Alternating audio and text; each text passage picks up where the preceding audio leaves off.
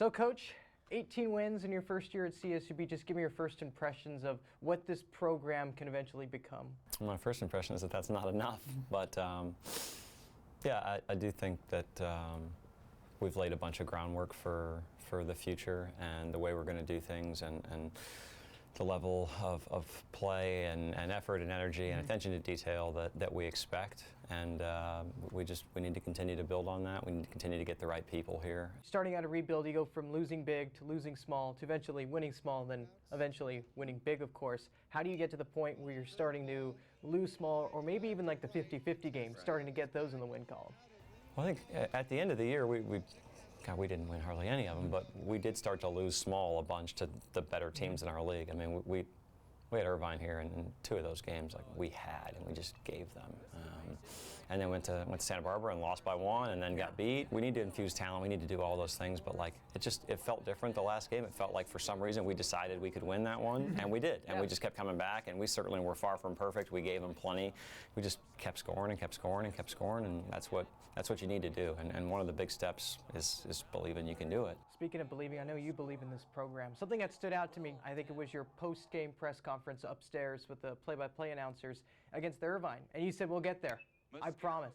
What makes you think you can eventually elevate this program to the upper echelon of the Big West?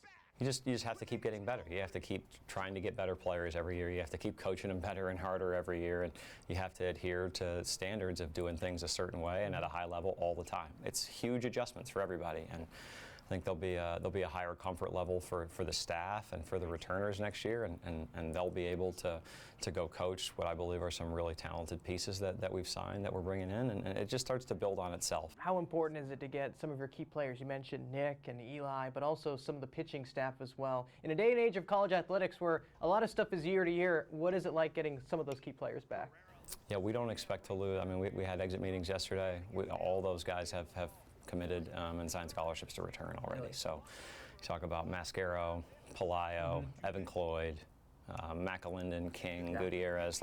That'd be the 6 guys probably on paper that did the most this year that, as far as from a production standpoint, those guys will all be back. Honestly, it's exciting for me that all those guys want to be back.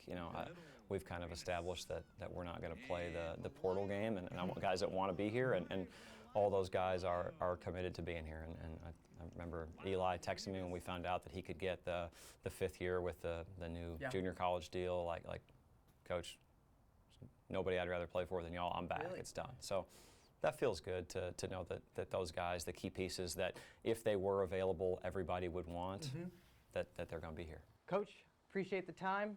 Good luck going into year 2, and we'll see what's in store. Thanks, man. I appreciate it. Take care.